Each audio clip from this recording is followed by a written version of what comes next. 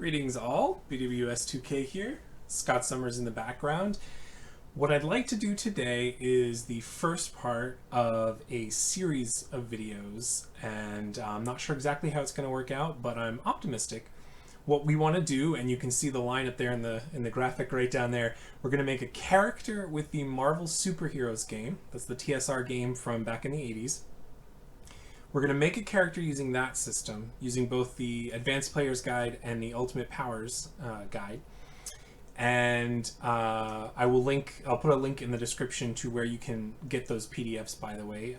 There's a website that has them. Actually, there's a couple websites that do, but I'll link to the one that I use. And so we'll make a character using that. That's going to be the first step. We're going to convert the character to Marvel Heroic, and that's going to be like the second step-ish. Depending on how quickly it goes. If we're able to get through some character creation pretty quickly, then we'll do that part today as well. We'll have to see if we end up with 2 powers versus 9 powers. That's a time sink.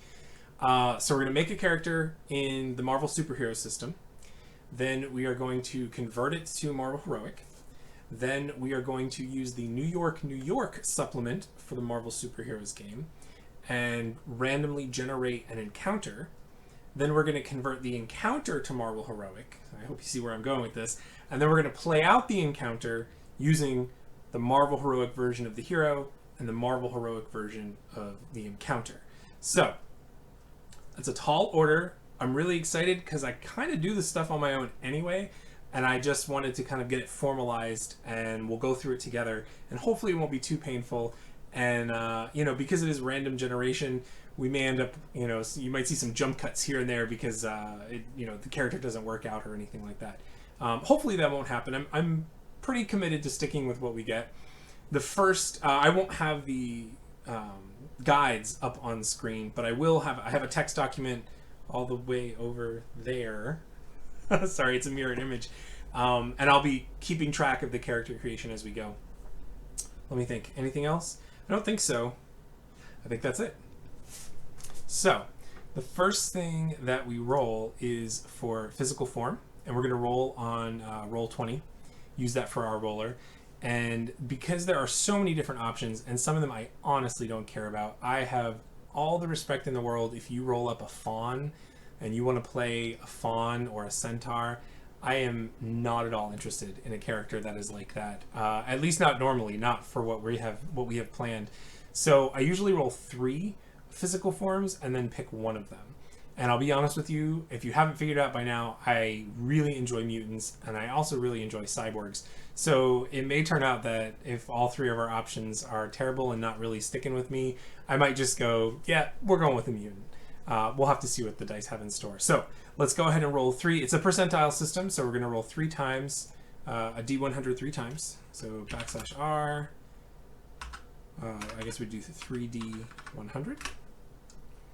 And that's 2 18s. I happen to know that anything less than a 25 is a normal human, so that's technically only 2 results, so I'm going to roll again.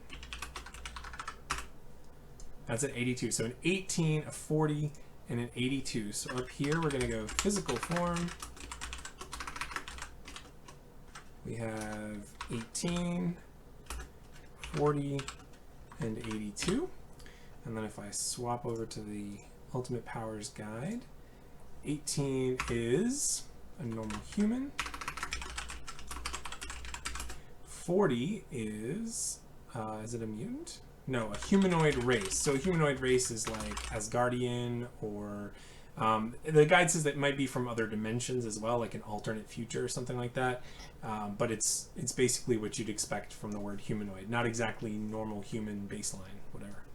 And then 82, what is 82? It is a human-shaped robot. So that's going to be, I think, like Vision, or, well, I guess Vision is technically an android, but a human-shaped robot might be a Sentinel. I think Jocasta, or I think Danger, in a more recent things, I think the Danger Room was a robot or something like that. Ultron might be a human-shaped robot. So that's the 3 choices. Normal human, humanoid race, and a human-shaped robot. I do like robots. And human-shaped robot, I can read you the entry. Human-shaped robot. This is a completely mechanical being that is patterned after the human body. The degree of similarity varies. Specimens can include metallic skin characters like Sentinels, metallic simulations like Jocasta, and pseudo-fleshed imitations like Delphine Courtney. No idea who Delphine Courtney is. Most are high-tech, but rare specimens are magical in nature, which could be cool if we roll some magic stuff later on, like a golem or a clockwork robot. And then the rest of it is details. Okay, good. So let's stick with the human-shaped robot. So, human-shaped robot, and then I gotta put the notes for where I need to be rolling for all their different things and special stuff and all that. So they roll on column 4. Initial popularity is 0. Popularity is a thing in the Marvel Superheroes game, which I actually really like. I haven't actually played the game, to be honest with you. I think once on a play-by-post for just a little bit, but I like the concept. I've rolled hundreds of characters in my time, and the idea of having a popularity that you can, like, I guess it's kind of like a, it's not really exactly a charisma stat per se. It's exactly what it sounds like. So if you're a well-known hero, and you're constantly in the news or whatever, then you're gonna have a high, doing favorable things. Then you're gonna have a high popularity. If you might be a good guy, but you are scary looking, so that might affect your popularity. Mutants, the X-Men, start out, mutants have a negative popularity. When this game came out in the 80s, the comics kind of leaned heavy into the mutants being sort of second class-ish. And if you read Secret Wars, you know what I'm talking about. Like, stinking Cap, is it? He's like, oh, for once I'm glad to be working with a mutant or something like that. And I was just like, what? Get out of here. Sorry, I'm going to sidetrack. Anyway, so popularity is the thing in the system that I really like. And so we have popularity, and then let's see, they can heal like normal. And they shouldn't kill other sentient robots. So no killing sentient robots, because for them that would be like regular murder. They don't have and I should say it's not so much that they can't, it's just that they are more in tune with the fact that they would be taking a life, right? All right, so that is that, and I should save this. Okay. All right, so that was physical form. The next stage is called the origin of power. And there's two ways of looking at this. One way is this is how you got your powers. The other way is this is where your powers sort of debuted. So if you're a mutant and you end up with like a technical mishap, all right? So that might mean that, because obviously if you're a mutant, you're born with that power. But if you have an origin of power that's a technical mishap, then maybe you were interacting with a machine and you got angry, or it exploded, or there was an experiment where everything should have been fine, but somehow your mutant abilities manifested for the first time and screwed things up. So it's kind of two ways to take it. So let's roll for that. Got a lot of tabs here. 54, which is technical procedure.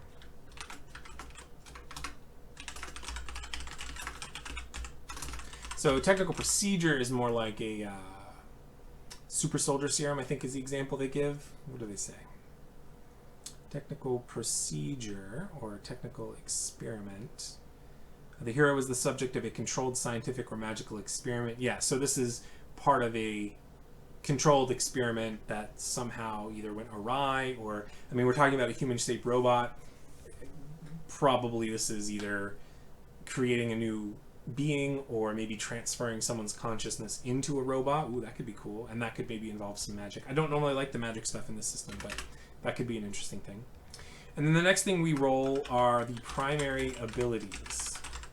And so this is where, this is where you have the idea of phase rip, F-A-S-E-R-I-P. Stands for fighting, agility, strength, endurance, reason, intuition, and psyche. And what I tend to do is I'll roll them, and we'll be rolling on column 4 for these, or for this robot. And then I actually use the modifier table. There's an ability modifier table in the original book, in the Advanced Player's Guide for Marvel Superheroes, that basically just gives you the chance to kind of... There's a small chance that it might go down. There's a decent chance that it will stay the same. And then there's the probability, or there's the opportunity for the abilities to actually be increased. So it's kind of like an extra layer of randomizing that we can do. So we're going to roll 7 times. And that's going to be FASERIP. And then we're going to roll 7 more times, and that's going to modify each of them along the way, potentially. All right, so I usually do this, ASERIP, and then I come right back up, and I do this. Now with roll 20, we could roll 7 D100s. How would, yeah, 7 D100. So 88,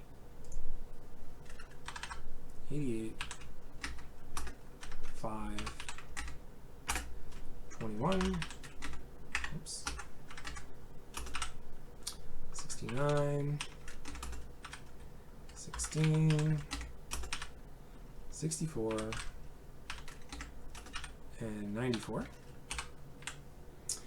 And then what we do next is we go and we look at column 4 to determine what those are ranked. And it's kind of cool. They have an actual numerical value to the rank number, but they have a rank system that includes words as well: feeble, poor, typical, good, excellent, remarkable, incredible, amazing, and monstrous. And they're actually even beyond that to go unearthly, and then you have shift X, shift Y, shift Z. It's like a descriptor for your level of ability.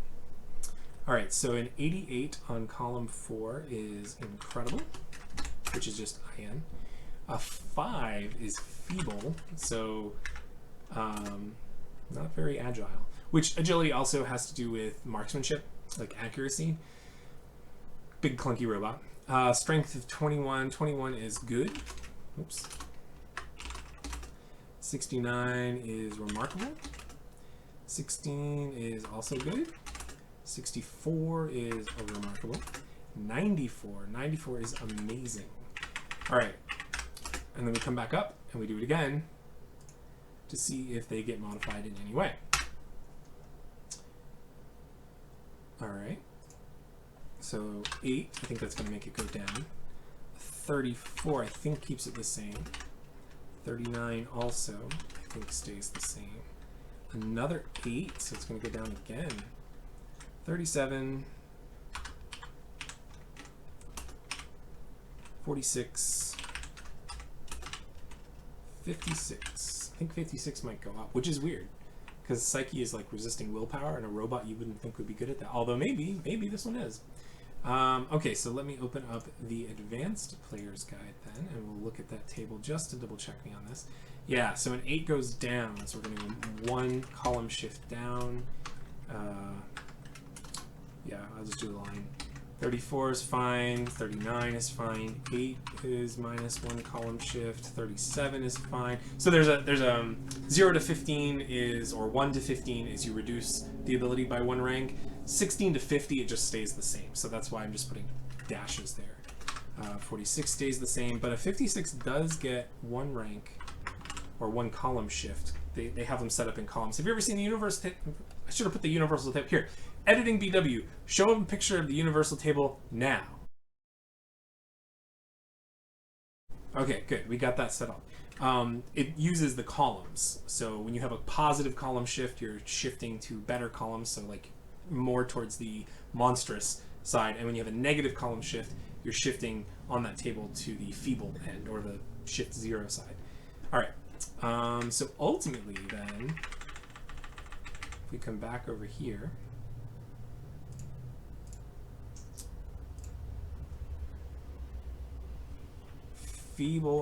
fighting, we had incredible, and then we go down 1 rank from that to remarkable.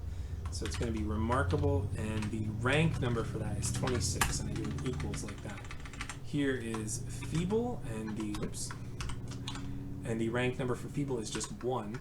The good thing about it is even though feeble is terrible, you don't have to earn in this system. You don't have to earn a whole lot of XP to up to the next rank. So you wouldn't stay at feeble for many games. Many sessions. I wouldn't think. Good strength. Good is an 8 initial starting rank. Oh, I should put my equal signs in here. Be consistent. We have remarkable -1 goes to excellent, which is a 16. We have good again. Remarkable staying the same. And then we have amazing going up 1 to monstrous, which has an initial rank of 63. So that's actually very interesting because Psyche is sort of like willpower. And so if you think of reason as your intelligence, like Mr. Fantastic, lots of intelligence, intuition is more like awareness of the world around you. Psyche has more to do with like a more base component. So this robot is definitely not into maybe this is a Johnny 5 scenario, right? Maybe this robot actually broke away from its programming. Could be interesting. We have secondary abilities next, which is just health. So we add them up. So 26 plus 8 plus 16. So 8 plus 16 is 24, plus 26 is 50 plus 1. So 51. And then we do karma, which is 8 plus 26 plus 63. So that'd be 26 and 63 is 69. 89 plus 8 is 96. Then we have resources, which start out as typical, and then they get a modified roll as well. So we'll hop back over here on the ability modifier table. So an 80, and an 80 is increased by 2 ranks. So we're going to go 2 ranks up from typical.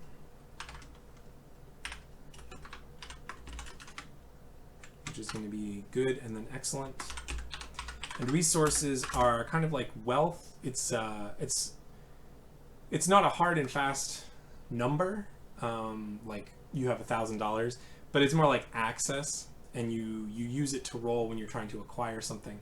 So having an excellent resource rank is kind of nice. Is it going to transfer to Marvel Heroic? Not really, but we'll be thorough. We'll go through the whole thing. And then we had popularity, which there are some modifiers, but this just says the initial one is 0, so we'll just go with 0. We don't have a secret ID here, although the Marvel Superheroes game does have a system where you kind of have a split popularity, where you might be popular as Peter Parker, but not so much as Spider-Man.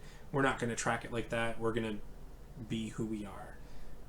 Not worry about a secret. Not worry about a secret ID. The next thing in the Ultimate Powers book is weakness. Now the weakness is kind of interesting because they do 3 different components. They have the stimulus, the effect, and then the duration. So we're going to roll that next. So it's going to be, again, 3D 100s. 33, 85, 65.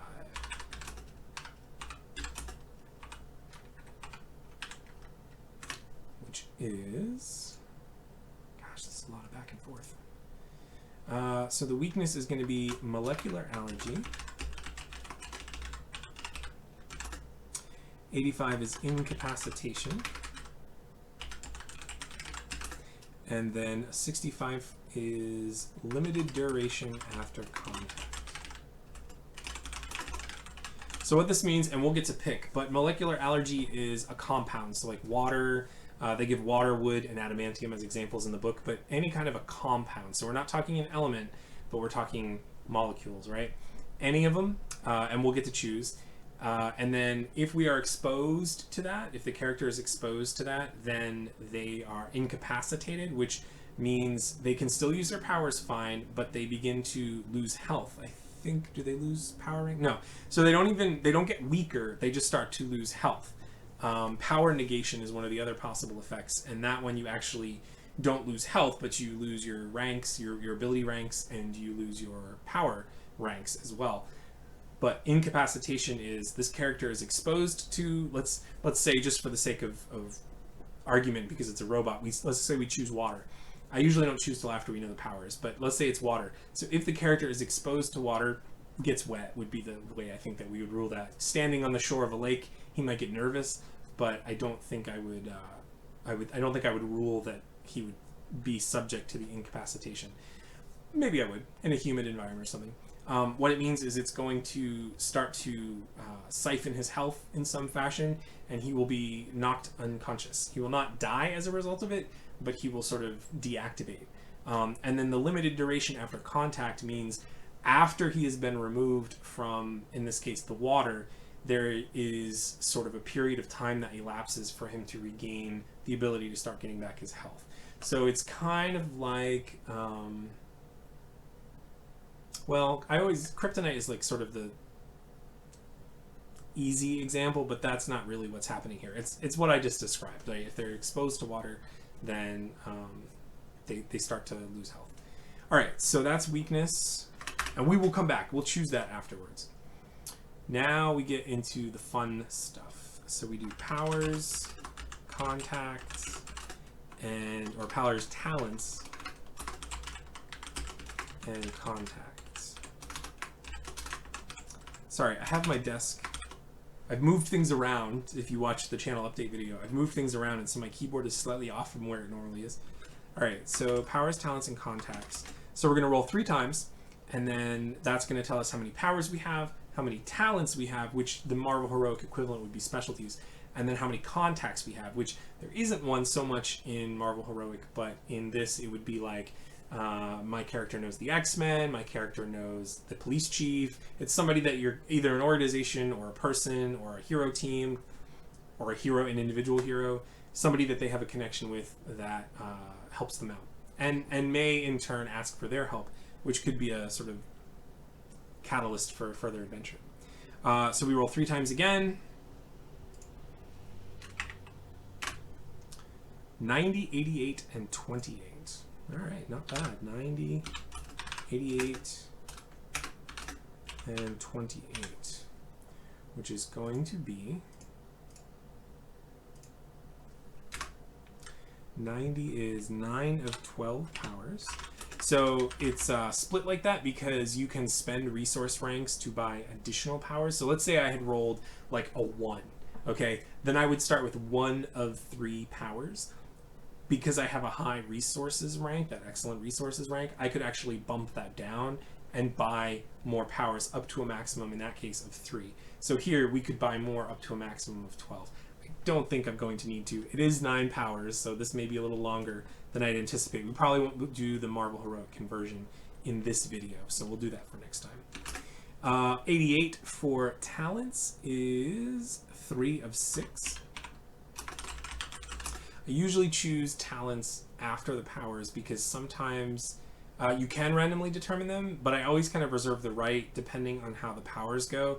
There might be an obvious power, like one of them is like martial supremacy, and it basically increases your ability in combat in some way. It ties to talents, so when I roll that, I then just choose a talent that goes with it rather than leaving it all up to chance, just to kind of make things a little more cohesive. Okay, and then 28 for contacts is just 1 of 4. So one way that we could represent this, and I know I'm sticking with Marvel Heroic, but I had in my mind one way of possibly representing some of this stuff is borrowing a little bit from Cortex Prime with like signature assets. And I also had the idea of factoring in popularity and even karma, but we'll cover that stuff when we actually do the conversion, because I'm not 100% on them. But I had some ideas, so future BW, remember your ideas. Okay, so let's roll powers. Let's do like this. So we roll 2 D100s, and that's going to give us the power category and then the individual power within it. And I may just call it early depending on, because 9 powers is a lot to go through, potentially. So 2D100. 95 and 49, which I think is going to be a travel power. 95 and 49. The good thing is you have a much smaller chance of rolling plant control in the Marvel superheroes system. All right, so 95 is travel. So we go on over to travel, and it was a 49, which is levitation. Levitation, which is T12. And the power, I should have rolled 3 times because I need a power rank too. Well, I guess I don't always need a power rank, so 84, which if I consult the book in 84, so if you happen to get these guides and you're looking through them, some of the stuff took me a while to figure out. When it comes to rolling what rank your power is, it's column 4. So column 4, it was an 85, is incredible, which has an initial starting rank of 36. And then, oops, let's just do it like that. And then let's go read that power.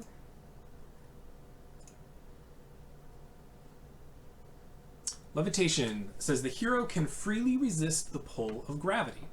She can move vertically at power rank speed, hover in place, and drift with the wind.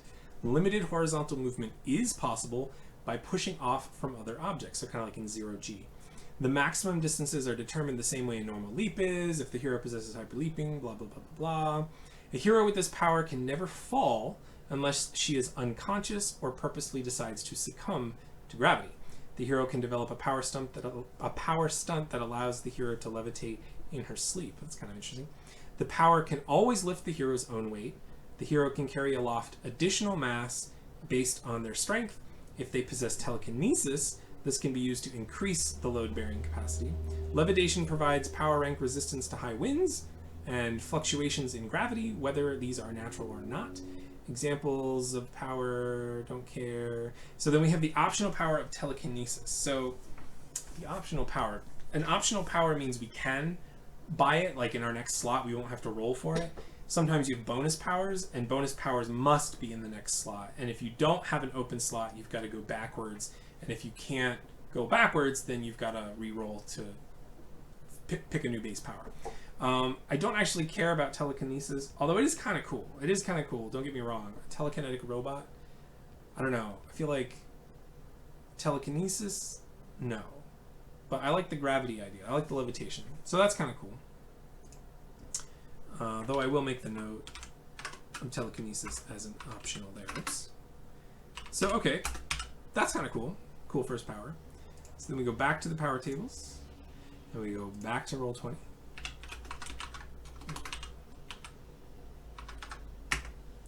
A 10 and a 24.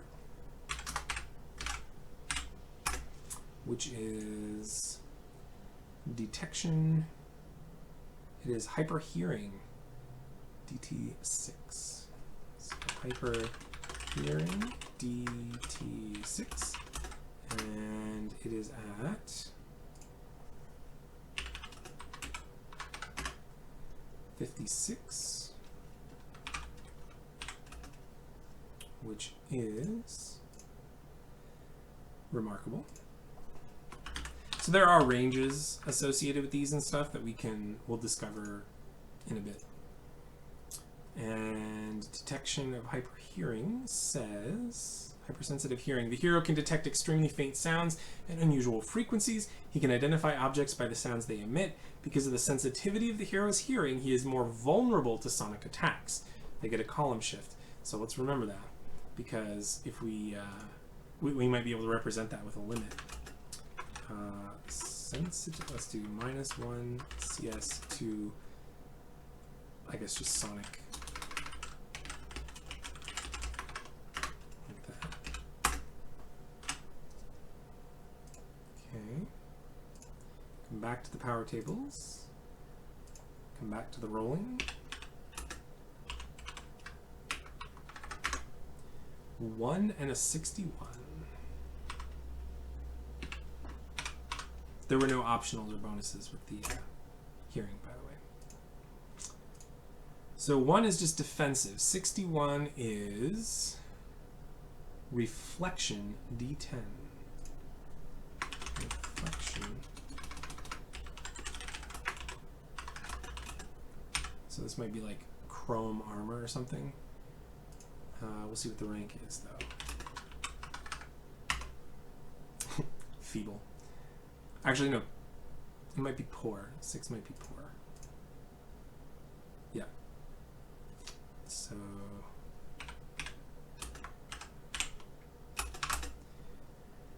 Not great. Reflection, though, the hero can turn any attack back onto the attacker. The attack may be of any nature. The power absorbs the energy of the attack up to its rank, which in this case is just poor, and then redirects it. A typical feat sends the attack off in a random direction, and an amazing feat reflects some of the attack back onto the attacker. So, and then it gets reduced in intensity. So really, if the attack's intensity is higher than this power's rank, some of the damage passes through and affects the hero. The power rank is subtracted from the attacker's intensity. While most of the attack is reflected, the remainder gets through to the hero. It's normally consciously controlled, however, it can be turned against the hero, where it reflects everything, including food, air, and water. We don't need those. The power can be used indefinitely, so long as it isn't overcome by another force. If the power fails. Okay. So nothing super fancy there. I think that's basically just... I don't even know that warrants a thing in Marvel Heroic. But basically, any attack that anyone makes against... It's kind of like it has extra armor. Ooh, sorry, I hit my table. Kind of like it has a little extra armor to deflect things. We'll roll again for number 4.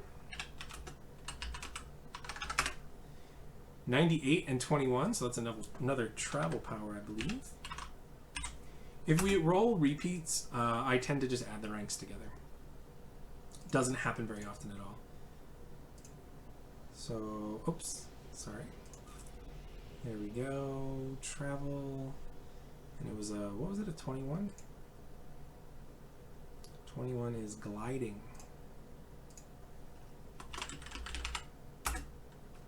T7, which does come up actually fairly frequently for some reason. We'll roll for that power rank. 56, which we rolled already. Interesting. So we know that it's remarkable. Now, gliding does have air manipulation, I believe, as an optional. So gliding, optional powers include weather control, which I'm not interested in. Yep, and air animation. So let's take air animation as the next one. And actually, it takes up 2 slots, I believe. But we'll go there and check it out. Air animation. Let me just jump over here. I believe it is matter control, matter animation. Yep, so it is MC8.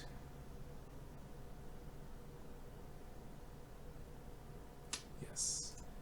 So MC8. It's actually matter animation is the power, and then you roll within the power to determine air animation, liquid animation, or solid animation.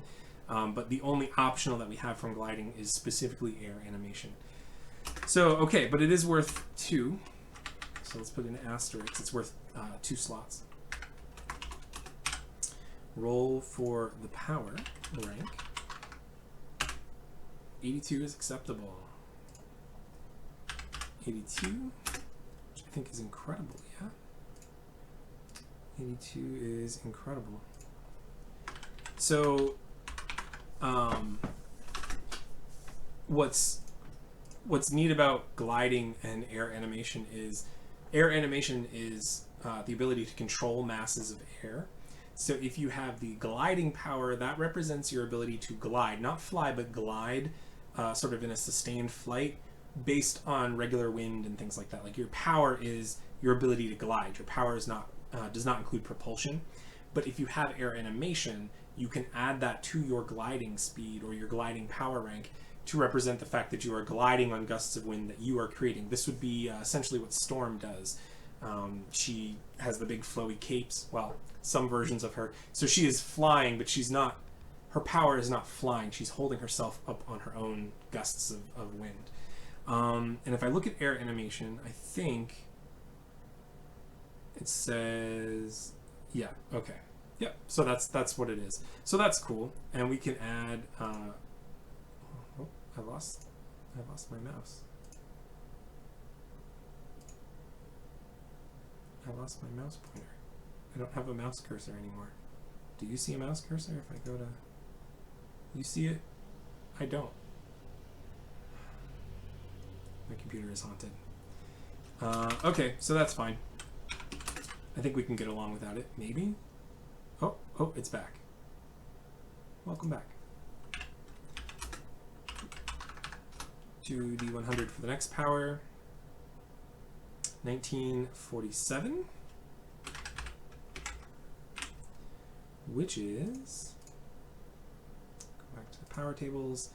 19 is an energy emission power.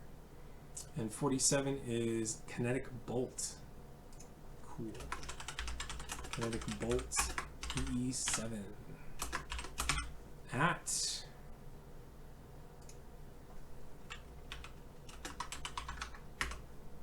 43, which is excellent.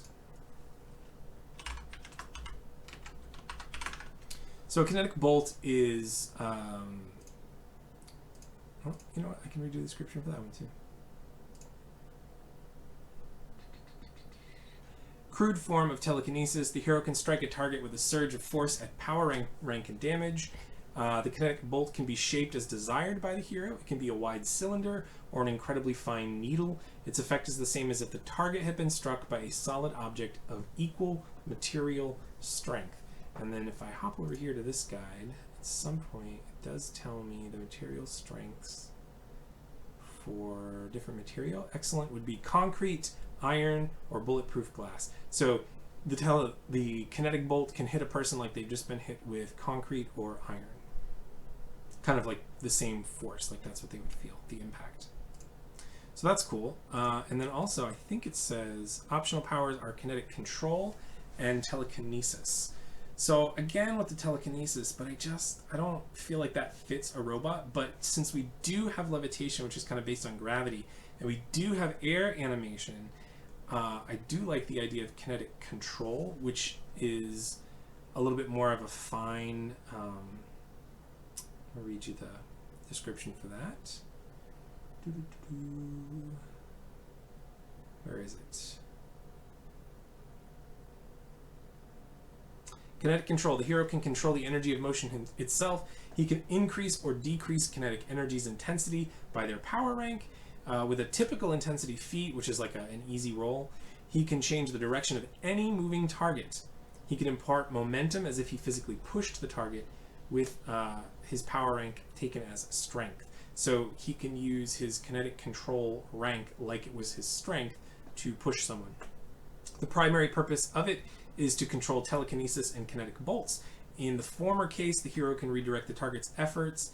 In the latter case, which is what we are, the kinetic bolts, the hero can shape kinetic bolts into forms that can perform complex tasks. The difficulty of such tasks determines the intensity.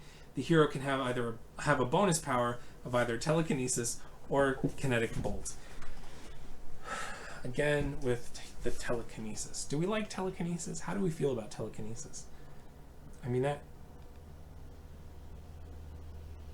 Okay. All right. So, you know what I'll do then? I'll come down here, I'll go 7, and I'll do this, and I'll do Kinetic Control, which is EC13, and I'll roll for that power rank.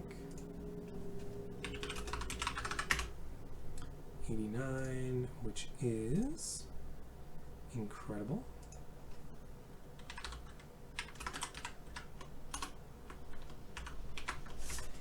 And then 8, and remember this is our last slot because air animation takes up 2 spots. We'll go with telekinesis. Although actually I'm saying that, is telekinesis 2 slots?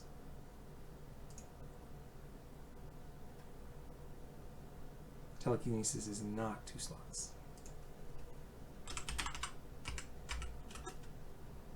And it is M30.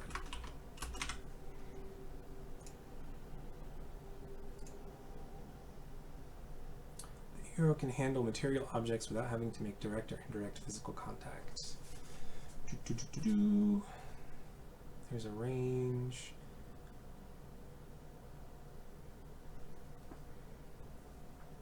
Okay, so I'm gonna go with it. We have to roll for the power rank, I guess. 75. Is 75 also incredible? It is.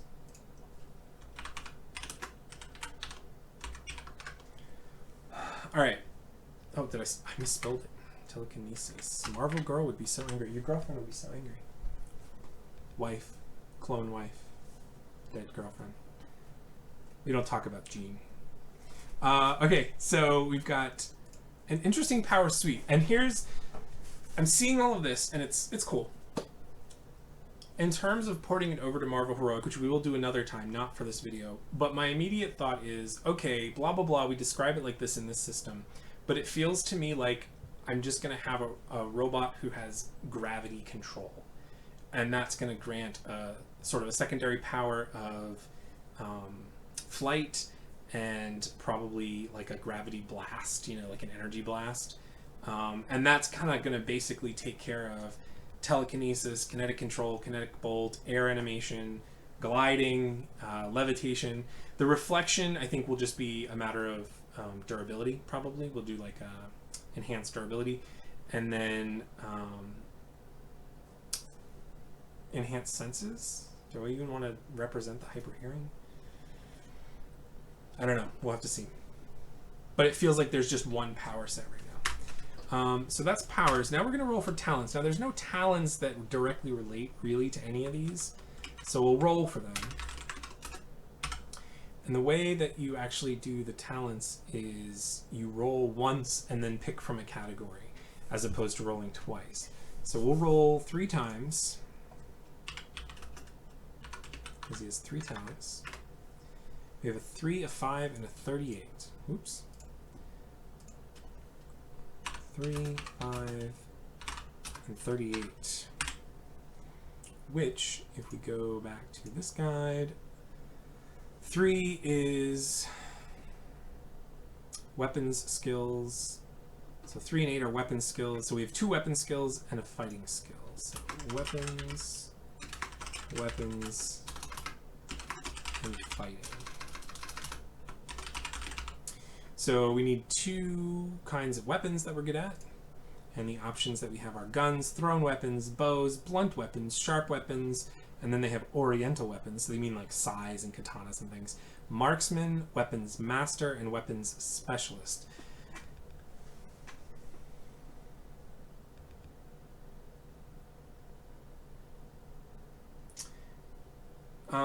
Marksman feels like an obvious one. And we'll go with guns. I have on my mind, I'm always thinking sentinels, but I mean, guns is fine. Maybe it was originally designed to be like a security guard robot. So it was programmed for guns. Guns and marksman. Guns and marksman. Let's do that. So let's go guns. Marksman just like gives a bonus to any ranged weapon. And then fighting, I tend to actually like the unarmed. I don't remember which martial art it is. I'll have to look in the talents list. The one where you're just better at fighting unarmed. Yeah, martial arts B. So martial arts B unarmed. So he's like getting a bonus to unarmed fighting. All right, so that is talents, and then contacts. He has 1. I'm going to put it as open right now, and we'll explore that possibility later. Now we have to go back to the weakness and think about that. I mean, does water feel like an obvious one? I guess it does, because he's a robot. So let's just do water. And then he has to dry out. And I guess if he has control of gravity, then he doesn't have to so much worry about falling into water. Flying through a cloud might be an issue. Yeah, that's kind of cool. When it comes to equipment, you can buy equipment with resource rolls in the system, but that's not really part of character creation as much as something you take care of later. So we have, scrolling back up to the top, we have a physical form of a human-shaped robot. He is not very popular.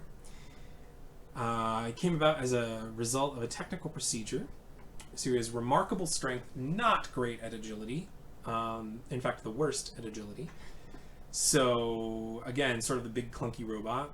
Nothing special for strength or endurance really, although we'll probably incorporate that reflection maybe just as an SFX. Then we have good reason. The intuition is as a remarkable 26. The intuition, that's decent senses. And I should point out that the fighting is a remarkable 26, but the unarmed martial arts would bump that up to incredible. So that would bump it up a rank. And I'm just realizing we gave him marksman and guns, but his agility is the lowest ever, so he'd be terrible at aiming them. So it feels like, given that this is a monstrous psyche, and psyche is, here, I'll read you what psyche is. Go all the way back to the beginning. Psyche is a measure of mental strength and willpower, used to show resistance to mental and will-dominating attacks, used to determine resistance to magical attacks, used to determine initial magical abilities for those characters who have magic, and also used in calculating karma. So it feels like there was a mental transfer here. Maybe not a, I mean, it's a robot, not a cyborg, so I don't think there's an organic component. So I think this was like someone digitizing their consciousness. I think I may have said that earlier. And now they're kind of getting used to being in this new robot body, which is awkward to be represented by the low agility. And yeah, but maybe the design was for some kind of special bodyguard, security guard purposes. I think we can do better there, but I'll have to think on it. Okay, so that was what I wanted to do with this video. I wanted to generate the character with Marvel Superheroes, which we have done, using both the basic guide and the Ultimate Powers guide.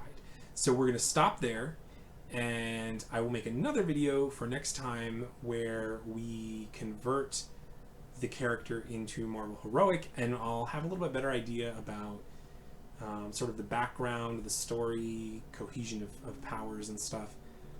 Yeah, my brain's I'm already thinking of ideas. So that'll be the next video though. So thank you so much for watching. If I messed something up, if you noticed in any way, if you are a fan of the Marvel Superheroes game or have any experience and want to share your stories there, you know, let me know. Let me know in the comments. I appreciate you folks watching.